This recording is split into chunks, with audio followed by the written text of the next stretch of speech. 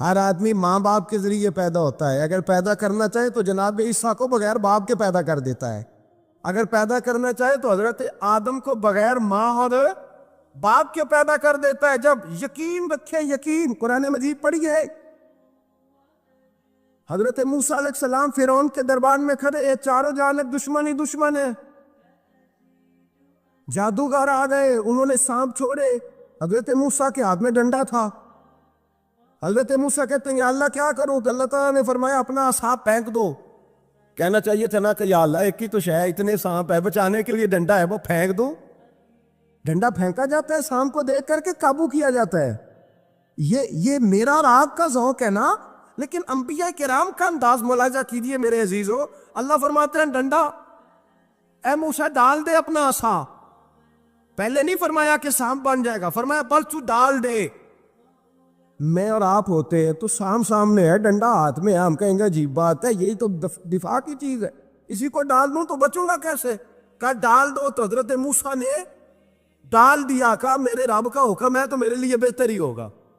اللہ فرماتے ہیں جب موسیٰ نے ڈالا تو میں نے اس ڈنڈے کو، اس عصا کو اژدہا بنا دیا۔ اب کبھی عصا بھی اژدہا بنے، کبھی چھڑی بھی بہت بڑا اژدہا بنی ہے، لیکن قرآن کہتا ہے جناب موسیٰ نے ڈالا تو اللہ نے اژدہا، بلکہ اس سے پیچھے چلیے، عورتیں کمزور یقین کی ہوتی ہے نا، جناب موسیٰ پیدا ہوئے تو اللہ فرماتے ہیں میں نے موسیٰ کی ماں کے دل میں بات ڈالی، ماں کے دل میں، صندوق میں ڈال کے تو اس کو دریا میں بہا دے۔ اور بھائی صندوق میں کہہ سکتے ہیں نا آکسیجن کیسے جائے گی؟ اور دریا میں بچے بچنے کے لیے ڈالے جاتے ہیں کہ ڈوبنے کے لیے ڈالے جاتے ہیں؟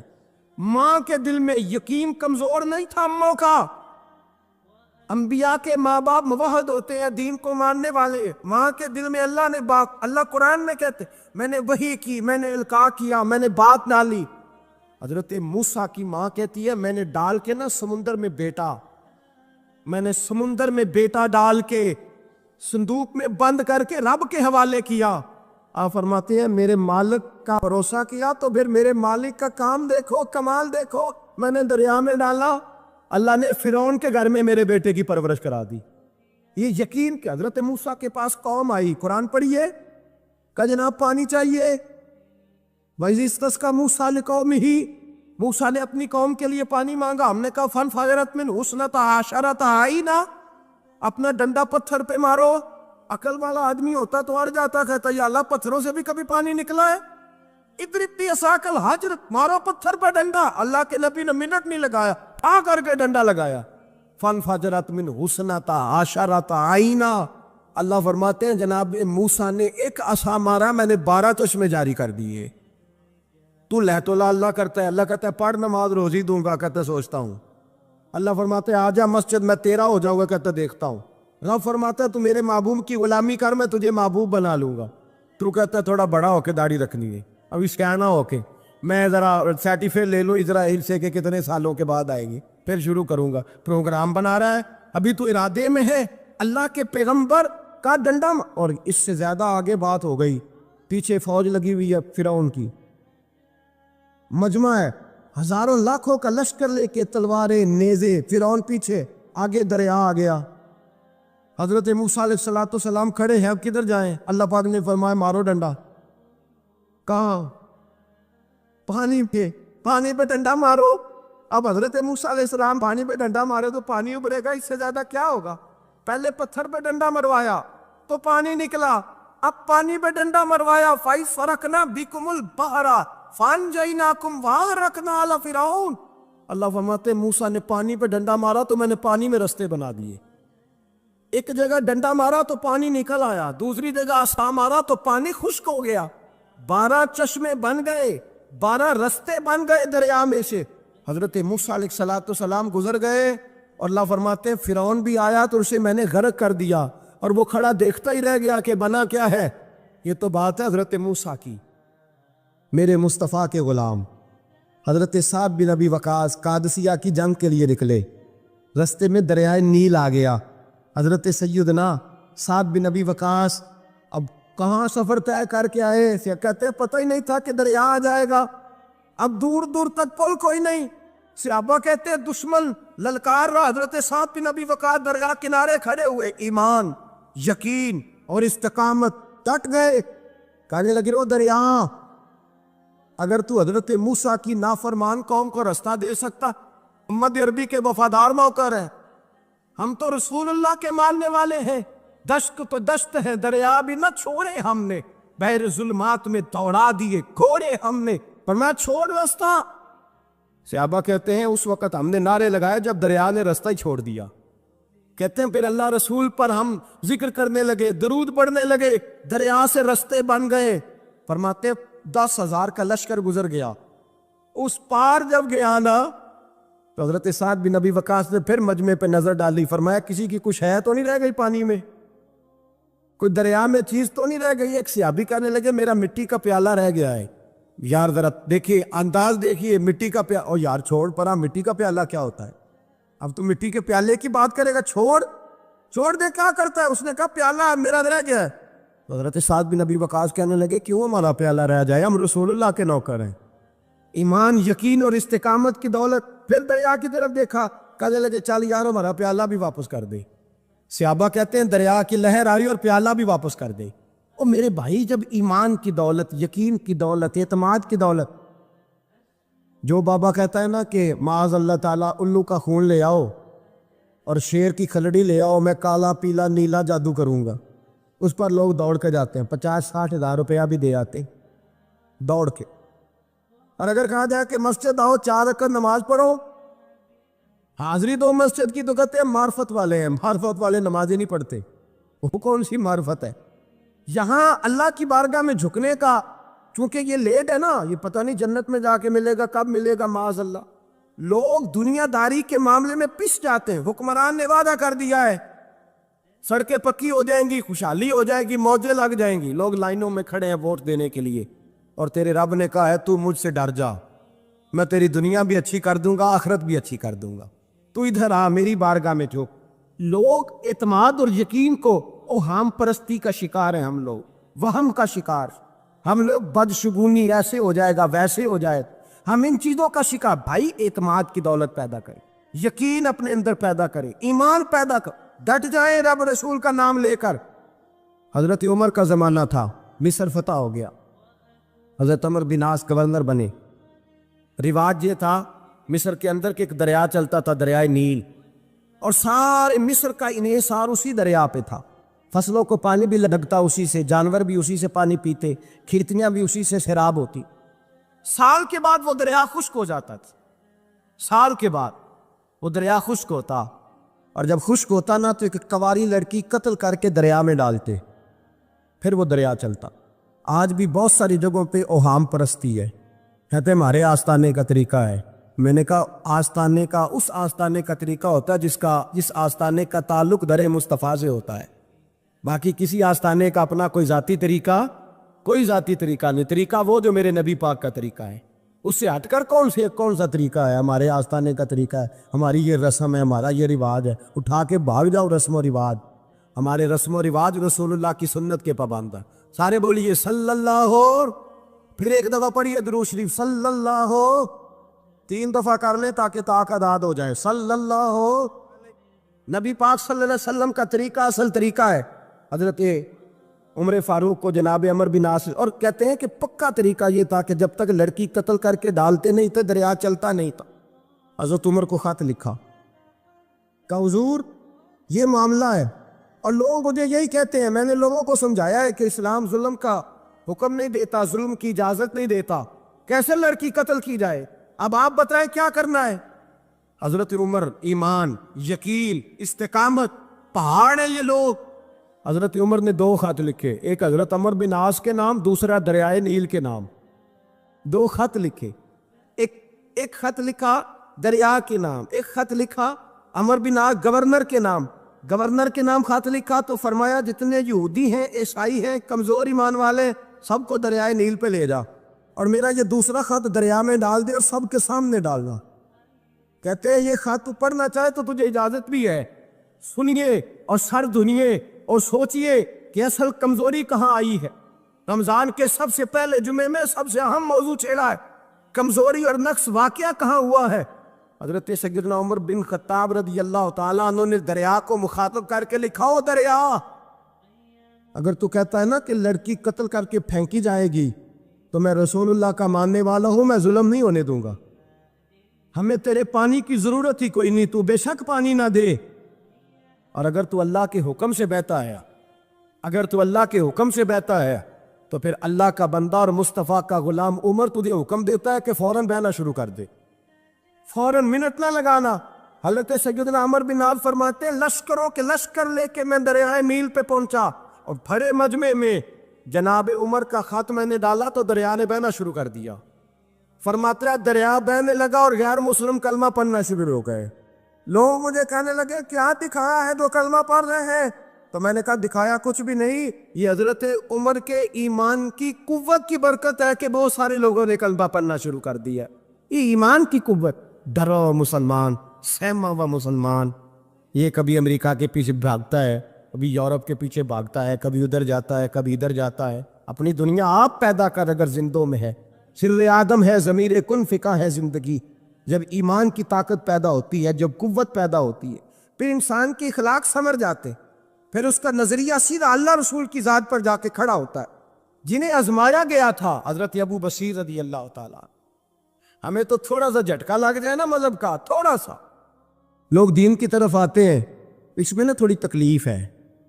صحیح بخاری کی حدیث، اس میں تکلیف ہے، سچ کہہ رہا ہوں، صحیح بخاری کی حدیث ہے۔ ایک صحابی نے کہا تھا حضور میں آپ سے پیار کرتا ہوں، نبی پاک نے فرمایا اچھی طرح سوچ لے۔ سوڑیا نہیں پیار ہے، فرمایا چل پھر سوچ لے۔ حضور بڑا پیار، میں سوچ لے۔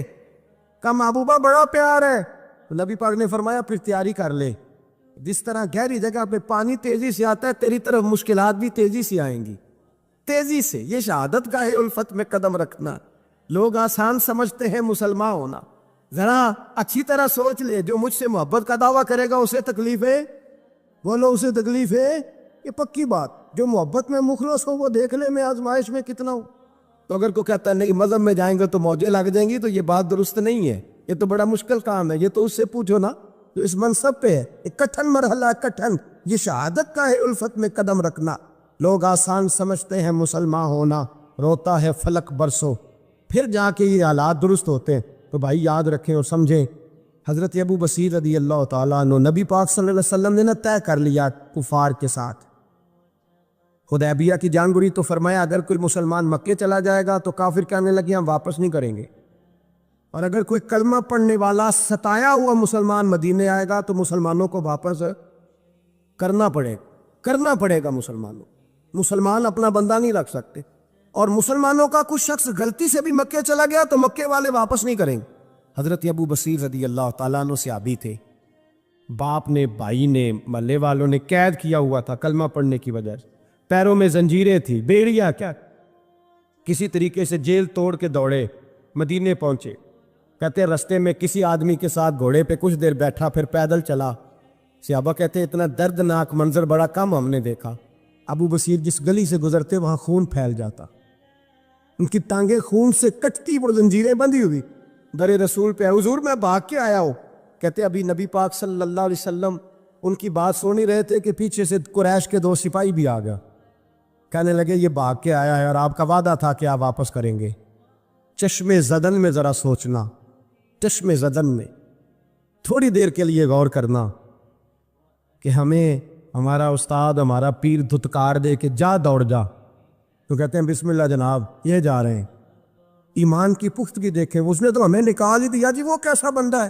یہاں تو کسی کے یہاں کوئی فاتحہ پڑھنے نہ جائے تو لوگ بگڑ جاتے ہیں، کہتے اس نے سلام نہیں لی، فاتحہ نہیں پڑھی، بس ختم، اس کو احساس ہی نہیں۔ حضرت سیدنا ابو بصیر سامنے کھڑے، سامنے 2 سپاہی آ گئے، ذرا دیکھیے ایمان کی پختگی، ایمان، یقین اور استقامت۔ امام بہقی نے دلائل کے اندر لکھا ہے، فرماتے ہیں نبی کریم صلی اللہ علیہ وسلم نے ان کی طرف دیکھا تو حضور کی مقدس آنکھیں آنسوؤں سے بھر گئی۔ حضور نے فرمایا ابو بصیر تیری تکلیف مجھے نظر آ رہی ہے، پر میں نے وعدہ کیا ہوا ہے، میں نے وعدہ۔ بھائی یہاں ڈٹ کے رہنا بڑا مشکل ہے، یہاں قائم رہنا بڑا کٹھن مرحلہ ہے۔ یہاں آزمائش کے موقع پر دین پر انہوں نے تو رکھا ہی نہیں، لوگ تانے دیتے ہیں، باتیں کرتے ہیں، رکھا ہی نہیں، تو پھر ان کا بنتا ہے۔ حضور نے فرمایا تجھے جانا پڑے گا۔ صحابہ کہتے ہیں پورے مدینے میں ایسے تھا جیسے سوگ کا سما ہو، جب وہ دو سپاہی حضرت ابو بصیر کو پکڑ کے لے جا رہے تھے تو وہ پلٹ پلٹ کے پیچھے دیکھتے تھے، پلٹ پلٹ، پیروں میں خون ہے، آنکھیں آنسوں سے بھری ہوئی، فرماتے ہیں جب وہ پلٹ رہے تھے تو مدینے کی گلیاں بھی رو رہی تھی۔ میرے نبی پاک جب وہ آنکھوں سے اوجھل ہو گئے تو حضور بیٹھ گئے زمین پہ، نبی پاک نے رونا شروع کر دیا، فرمایا اللہ تو نے اس شخص کی مدد فرمانی ہے، اس پر کرم کرنا ہے، اللہ اس کا خیال فرمانا، اس کے لیے دعا کی، حضور روئے۔ حضرت ابو بصیر باہر نکلے کہ وہ جو کافر تھے نا وہ کہنے لگے تو بڑا بنتا تھا ان کا، انہوں نے تجھے رکھا نہیں، تجھے رکھا بھی نہیں۔ تو حضرت ابو بصیر نے تھپڑ مارا منہ پہ، کہنے لگے میں وہ نہیں جو تھوڑی سی بات سے بدل جاؤ، ایمان، یقین اور استقامت کی دولت ملی ہوئی ہے۔ آپ فرمانے لگے میرا تو ایمان اور پختہ ہو گیا ہے کہ میرا نبی اپنے وعدوں کا بڑا پابند ہے، میرا رسول اپنے وعدوں کا بڑا پابند ہے۔ حضرت ابو بصیر کہتے ہیں مدینے کی سرحد گزر گئی تو میں نے کھینچی تلوار، ان میں سے ایک سپاہی، اب آؤ میرے مقابلے میں جس نے آنا، ایک کو مارا، دوسرا بھاگ گیا۔ فرماتے ہیں اب میں مکے جا نہیں سکتا تھا، جاؤں گا تو وہ زیادہ ماریں گے، مدینے حضور نے قبول نہ فرمایا۔ فرماتے ہیں ایک جنگل میں جا کے العیس نام کی ایک بستی تھی، وہاں ڈیرا لگا لیا، دریا کے کنارے، پانی پی لیتا، پتے کھا لیتا، تن تندور ہڈاں دا بالن تے اسی ہاواں نال تپایا، کپ کپ مکیاں پیڑے کیتے تے اتوں صبر پلیتھن لایا، تن دی ہانڈی تے من دا سالن اتے لون صبر دا پایا، غلام فریدا وے میں ساری تیری، غلام فریدا وے میں ساری تیری، تینوں اجے یقین نہیں آیا۔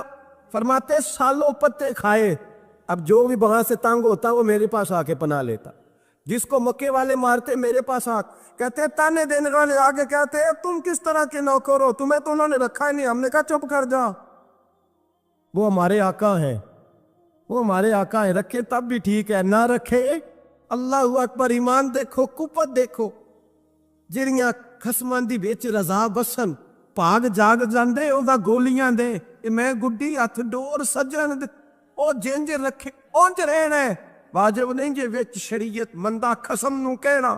فرمایا بس ٹھیک ہے، جس طرح حضور راضی ویسے ہی ہم راضی۔ حضرت ابو بصیر رضی اللہ تعالیٰ عنہ کے پاس 300 صحابہ کٹھے ہو گئے، 300۔